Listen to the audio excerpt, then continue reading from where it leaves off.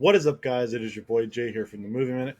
I am here with, Chantel.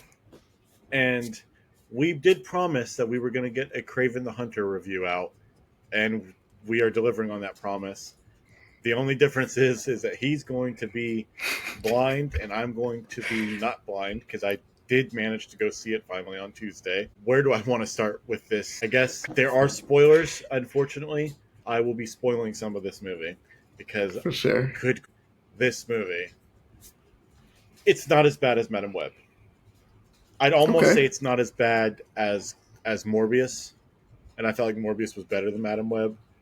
It's Okay. still not good. It's still not good. There are people who complained about the ADR, like the audio, like they do recording like vocals after. Yeah. I could tell when they were speaking different languages that it was ADR, but it didn't really bother me all that much because it's like you want to pronounce words right or something, and so that part didn't really bother me. It's not as atrocious as Madam Web's entire script being ADR'd. The acting in this, there are good moments, and then there are some really dog shit moments, and those moments stand out way more. The only good thing about this movie going for it is that it's violent, and there are some cool scenes of violence in this movie. I think it being R-rated is the only thing that has saved it from being a complete just dog fest. Dumpster fire. Aaron Taylor Johnson is a great actor. He should not have been in this. He should not have been told to do this. He needs to fire his agent because he's in ASAP. a lot of. I mean, well, I don't know. His agent is probably also the one that got him the role in Nosferatu, which we'll be seeing next week. So maybe don't fire him, but tell him not to work with Sony anymore, unless it's for a Bullet Train spinoff. Facts. Russell Crowe, he's not in it very much. He hardly does anything, and I kind of just feel like it's a waste. I don't. He is supposed to be like this crime lord that does a bunch of stuff that's supposed to be intimidating. They barely go into it. They don't really say what exactly he's a crime lord of, why people are so afraid of him. They just kind of make. They say too much, but they don't say enough, if that makes sense. And it feels unearned, his fear in people. The Rhino is such a waste in this entire film. However, I know people are bagging on the look of it, of the character. What the hell were you expecting the Rhino to look like in live action? I mean, the only way they could have made a better looking Rhino is if they had some hulking bodybuilder in a skin tight Rhino suit. Right. Like, what were you expecting? He's so stupid, people. Also, put your phones away in the theater. Stop recording stuff. I'm so tired of people who do that. They did it in Interstellar too. I would That's why you have gotta broke get their some of phone. these, man. Even still, they're posting it online, which is Oh, annoying. for sure. Sorry for a little rant, but I gotta be mad at something, and I can't just be mad at this film because this film doesn't have enough for me to be angry with. It just has a lot of disappointing elements to it. Calypso, wasted. The only good thing that I will say that the trailer made me believe was going to be real stupid is that he doesn't get powers, some radioactive powers from a lion's blood or anything like that. Because I don't know if you remembered that when the first trailer came out, I said, Yeah. "You're kidding me." He gets mauled pretty much to death by a lion in the beginning of the Oh, movie. Calypso, the female love interest kind of character, her grandmother in this movie is like a witch doctor or something, or like a voodoo priestess. Gives her this like serum that they don't fully explain, and basically tells her she's going to have to use it at some point to save somebody. And when he gets mauled, she pours it into his mouth, and it basically is what gives him, a life again and all these like abilities, which they really don't go into very much. So on that note, I'm okay with that. It's still ridiculous, but it's way less ridiculous than him being bitten by a radioactive lion. right. Facts. He doesn't kill any animals, which obviously There's nothing wrong with that. I just feel like he didn't really become Craven until like the last 5 minutes of the movie, and he never really is like he's not Craven. The movie may call him that. People call him that in the movie, but he's not. He just happens to share the same name as him.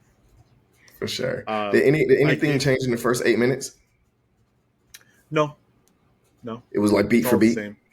Oh yeah. Listen, they barely had the ability to market this film. I don't think they were going to try to cut up footage and be interesting with it. For sure. I will say this movie deserved the $12 million that it earned opening weekend.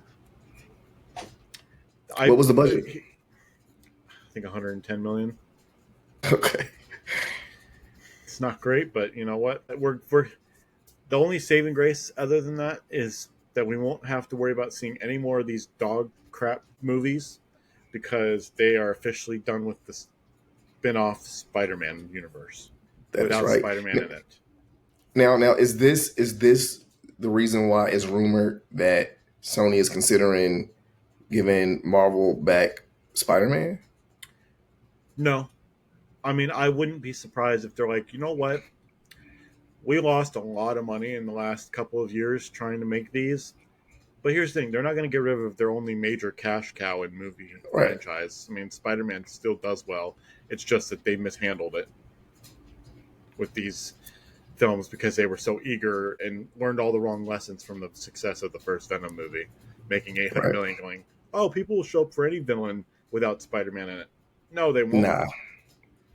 Nobody knew who Morbius was, and it still made almost 200. But Madam Web barely made $100 million. This one won't even make $60 million. But overall, I give this movie 2.5, maybe 2 at most. It's something that I would have preferred watching at home. But I told myself that at the time, if I didn't go to the theaters for it, I wasn't going to watch it.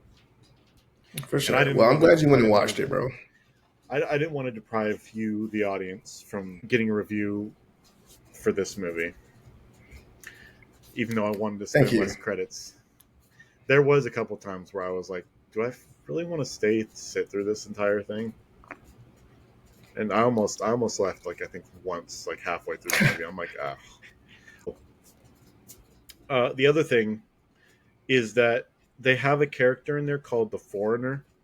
I knew he was like a Marvel villain, but I didn't really understand why he was in this. And then they had Kraven's half-brother who ends up becoming the Chameleon in this. They show him at the end with his chameleon powers and stuff. When he's wearing someone else's face, it looks really stupid. But when he like transforms back into like his like just the silver bald head face thing, they're like, oh my goodness, that looks like CW CGI. I'm like, again, it's not great. However, it's exactly the way he looks in the comics. I don't understand what you're not getting. I actually saw that on the internet. People were saying it looked like a CW Voldemort. I'm like, yeah, but Voldemort's more textured. Yeah. I don't know. It doesn't really make. I'm like, nothing can offend me as horribly as Madam Web did. That movie's the best looking out of all of them as far as like cinematography goes, but it's just the worst. For sure. I think I gave that movie like a half a star. I don't remember what I gave it. Right. I don't think we did a review on, or no, this was before we started doing reviews again. But if you think about wanting to go see this, please don't. There are so many other movies that have either yet to come out or have already come out this month that are way better options for spending 2 hours of your life in and your money on. So maybe don't go watch this in theaters. Wait till it comes out on streaming if you really feel the need to watch this. But personally, the universe is dead. There's no reason to continue giving it attention. Nah. But I hope that you enjoyed this review, or at least got something constructive out of this. And we will see you back again tomorrow evening, hopefully, if not early Friday morning, for our review of Sonic the Hedgehog 3. because we will not be seeing Mufasa. No, I'm not even sure if I will watch that one on Disney Plus. I might watch it on Disney Plus. Like the last trailer kind of like got me in, but I don't think I'm gonna waste my time going to the theater. A single one hasn't got me. And then next week you can join us for a Nosferatu review. And possibly the Bob Dylan movie. I might go see that on my own. I think I might go see that.